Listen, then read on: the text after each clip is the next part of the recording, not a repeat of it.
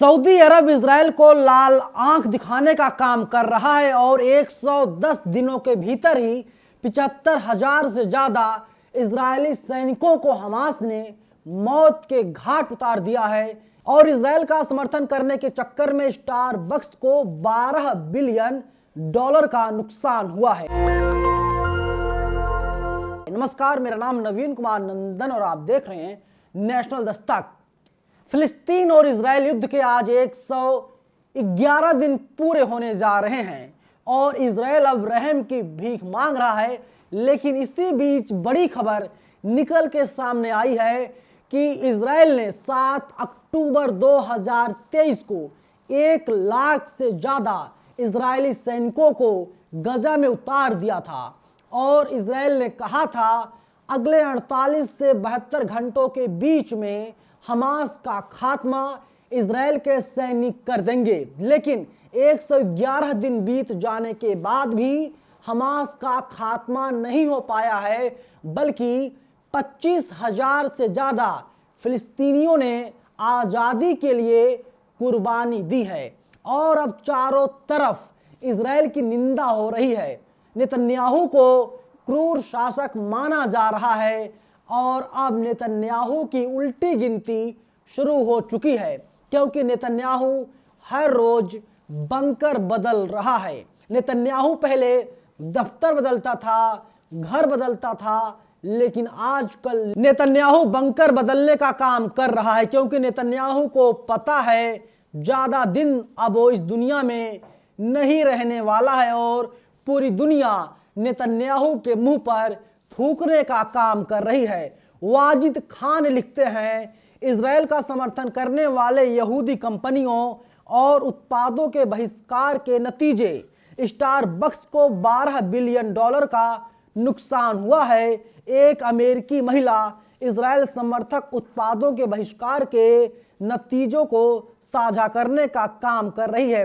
यानी पूरी दुनिया में लगातार इजराइल की थू थू हो रही है और इसके अलावा 99% व्यापार इजराइल का पूरी तरीके से ठप ही नहीं बल्कि चौपट हो चुका है, क्योंकि इजराइल समुद्र के रास्ते व्यापार क्या करता था, लेकिन आजकल वो ना आयात कर पा रहा है ना निर्यात कर पा रहा है, क्योंकि इजराइल के जब जहाज समुद्र में जाते हैं, पानी के रास्ते से होकर के गुजरते हैं, तो यमन के यहूदी जो हैं वे लोग इजराइल के जहाज को अगवा कर रहे हैं और जहाज में बैठे हुए लोगों को मौत के घाट उतारने का काम कर रहे हैं। और ईरान तो खुल के कह रहा है कि तुम कहीं भी रहो, जल में रहो, थल में रहो या फिर नभ में रहो, कहीं पर भी तुमको नहीं छोड़ा जाएगा। यानी इजराइल की उल्टी गिनती शुरू हो चुकी है। और कहीं ऐसा ना हो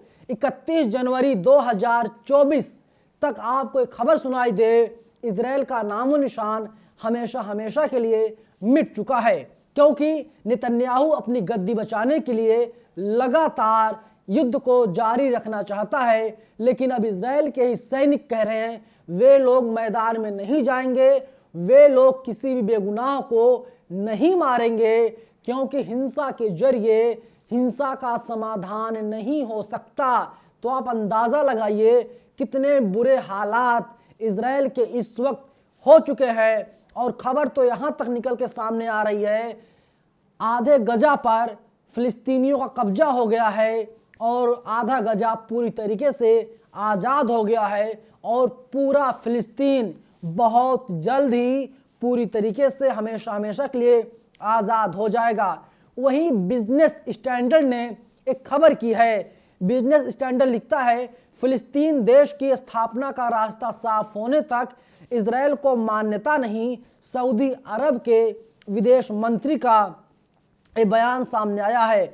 आगे लिखता है बिजनेस स्टैंडर्ड, सऊदी अरब के विदेश मंत्री ने कहा है कि फिलिस्तीन देश की स्थापना का रास्ता साफ होने तक वह इजराइल के साथ संबंधों को सामान्य नहीं करेगा या गजा के पुनर्निर्माण में योगदान नहीं देगा। प्रिंस फैसल बिन फरहान ने रविवार देर रात प्रसारित CNN को दिए गए एक इंटरव्यू में ये सारी बातें कही हैं। यह सऊदी अधिकारियों की अब तक की सबसे बेबाक, कमेंट्स में से एक है। फरहान की यह टिप्पणी इजरायली प्रधानमंत्री बेंजामिन नेतन्याहू के साथ रिश्तों में खटास ला सकती है, जिन्होंने फिलिस्तीन देश को मान्यता देने की संभावना को खारिज कर दिया है और गजा पर खुले सैन्य नियंत्रण की योजना की रूपरेखा पेश की है। गजा के भविष्य पर विवाद अमेरिका और उसके अरब सहयोगियों को इजराइल के सामने खड़ा कर दिया है और यह रुख गजा में युद्ध के बाद के शासन या पुनर्निर्माण की किसी भी योजना में से एक बड़ी बाधा उत्पन्न कर सकता है। फरहान ने ऐसे समय में टिप्पणी की है जब युद्ध अभी चल रहा है, जिसका कोई अंत नजर नहीं आता है। यानी चौतरफा अब इजराइल घिर चुका है, क्योंकि अमेरिका ने भी अपने हाथ पीछे खींच लिए हैं। जो बाइडेन है अमेरिका के राष्ट्रपति, उन्होंने इजराइल के प्रधानमंत्री नेतन्याहू से कहा था, नेतन्याहू यही सही वक्त है, यही सही समय है, आप युद्ध को खत्म कर दीजिए। लेकिन नेतन्याहू कह रहा है किसी भी कीमत पर इजराइल युद्ध को खत्म नहीं करेगा और ना ही सीज फायर पर इजराइल बातचीत करेगा। बातचीत इसीलिए नहीं करेगा, युद्ध इसीलिए खत्म नहीं करेगा क्योंकि नेतन्याहू को अपनी गद्दी प्यारी है। लेकिन नेतन्याहू, मैं आपको बता देना चाहता हूं, ये जो प्रधानमंत्री पद की गद्दी है ये तुम्हारी बपौती नहीं है।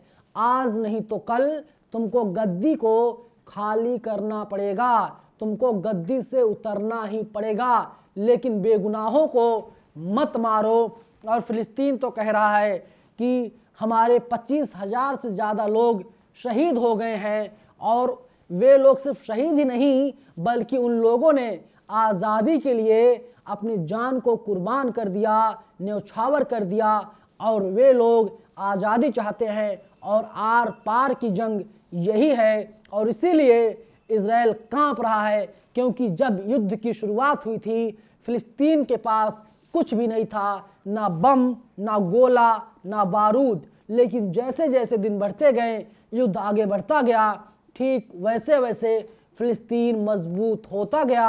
और दुनिया के 160 से ज़्यादा मुल्क ऐसे हैं जो खुल करके फिलिस्तीन के साथ खड़े हैं। यहाँ तक कि अब अमेरिका के राष्ट्रपति जो बाइडेन भी फिलिस्तीन के साथ आ गए हैं, और नेतन्याहू अब अकेले पड़ते हुए दिखाई दे रहे हैं।